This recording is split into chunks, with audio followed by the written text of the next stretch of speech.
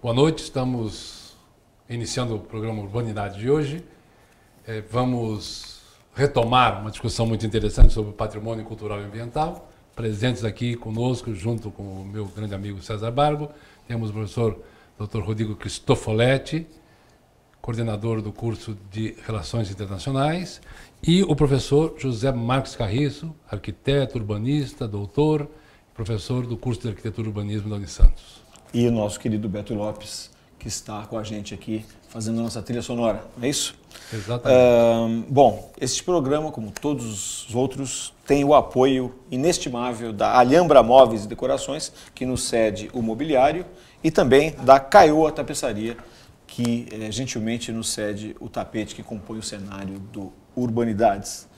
Para aqueles que perderam ou não tiveram oportunidade de ver o outro programa que foi feito semana passada sobre patrimônio, ele está disponível no blog do programa. Eu tenho o endereço aqui na tela para vocês. Mas para que a coisa fique, eu diria, mais homogênea, a gente vai colocar no ar uma pequena matéria que foi feita no passeio, no canal de São Sebastião, que faz parte de um programa de MBA da Universidade Católica de Santos, na qual o professor Rodrigo e mais alguns alunos analisaram a questão do patrimônio naquela região, e em cima dessa matéria e dessa aula a bordo de uma escuna que a gente está calcando o nosso bate-papo, né? Exatamente. Bom, então tá bom. Vamos ver então a matéria e depois a gente volta com o professor Rodrigo e com o professor Carriço. O caminho para se entender o patrimônio, ele não pode estar dissociado da idade de preservação. Alguém disse em algum momento que não dá para ter preservação sem conhecimento, então isso é fato. As pessoas que passam a se sentir pertencentes ao espaço têm como característica exatamente o conhecimento daquele espaço, né? A necessidade de entender um pouco o que aquilo tem a ver com a identidade dele próprio. Então eu acho que essa ideia da preservação, ela tem como característica básica esse sentimento de pertencimento que vai fazer as pessoas se sentirem mais próximas, mais atuantes, né? E se sentirem parte daquela preservação. Bom, a gente estava aqui num acalorado bate-papo sobre algumas questões, né? Uma delas, que eu acho que pode ser a primeira para a gente começar o programa, é a questão de patrimônio imaterial que o Rodrigo trouxe. Eu acho que o telespectador de casa não sei, não estou menosprezando ninguém, mas eu mesmo me confundo em pensar o que seria isso. Comenta aí pra gente, Rodrigo. Bom, hoje em dia a gente tem percebido que o conceito de imaterialidade do patrimônio também tem tomado um grande espaço nas discussões, né? A gente havia comentado a respeito da maneira como as pessoas se portam, né? Toda essa herança familiar que é deixada, não apenas da educação familiar, mas do convívio nos espaços, né, também podem ser entendidas como patrimônios imateriais, né? A maneira como você faz alguma coisa, a maneira como a herança que isso traz para as próximas gerações, né?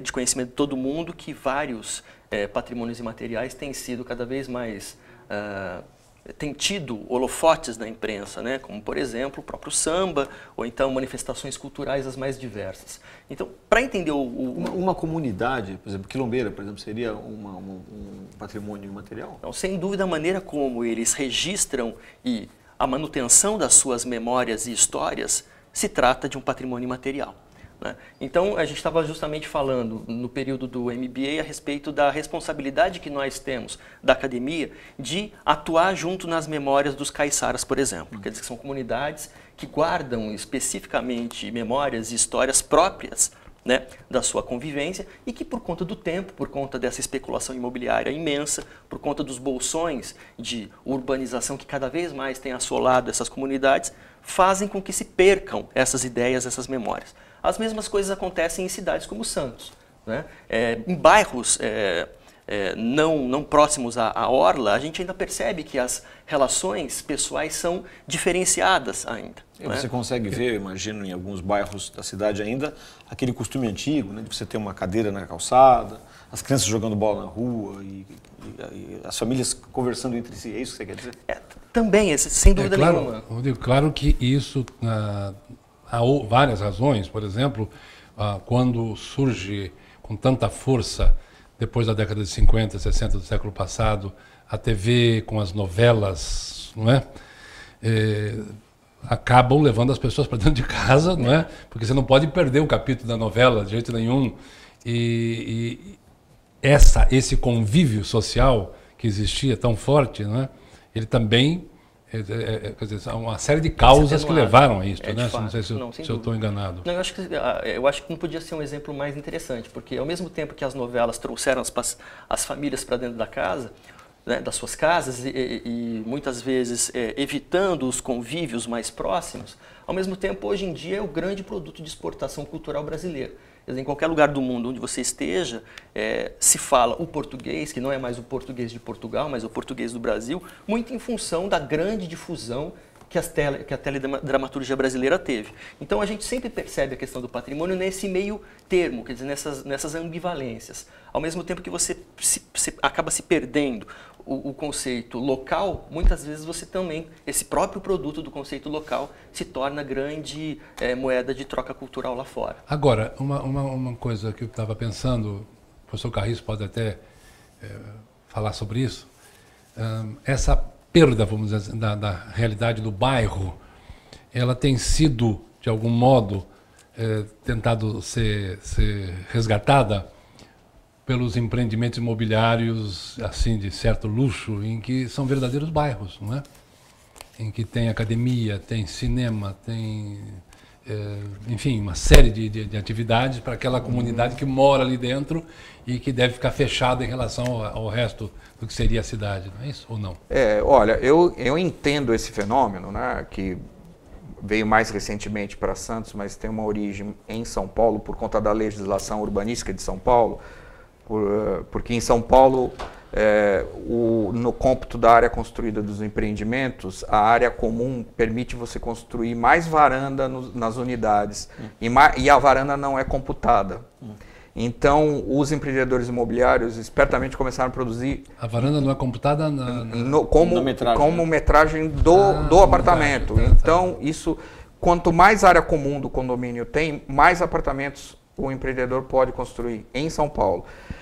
Aí, isso criou uma certa moda que foi adaptada para Santos, e aqui a legislação é diferente, não existe esse tipo de relação aí. Embora a área comum dos condomínios também não seja computada aqui, mas não é isso que permite você construir mais varandas aqui. No entanto, eu entendo esse tipo de empreendimento como verdadeiros enclaves no meio urbano. Sim. Tá? São enclaves fortificados, né? Com seguranças, com câmera de vigilância, enfim, onde só realmente quem mora lá frequenta as áreas comuns, se é que frequenta, né? Em São Paulo, por exemplo, a gente tem, eu que sou urbanista, tenho acompanhado muitas situações de condomínios que têm sérios problemas de administração, né, de conseguir se bancar por conta do custo que fica do condomínio dessas áreas comuns. Agora, trazendo aqui para a nossa realidade de Santos, né, eu vejo isso daí com o coração bastante apertado, né, porque eu nasci aqui na década de 50 e, enfim, minha infância foi na década de 60. E eu testemunhei, né, as praças de Santos sendo transformadas em escolas, né, algumas em igrejas e tal. Onde eu jogava futebol na Mato Grosso virou a Igreja dos Passos. Não me queiram mal os párocos e os paroquianos. Mas, enfim, os poucos espaços de convivência que a gente tinha fora a orla da praia, fora a praia, né, foram desaparecendo, né? E hoje, o grande espaço de convivência que a sociedade tem é virtual. Esse é um dado novo que a gente tem que entender e começar a trabalhar com isso. Acho que a gente podia deixar, né, para o próximo bloco. Até porque eu queria perguntar ao Carriço se a ausência de um plano diretor que prevesse essas...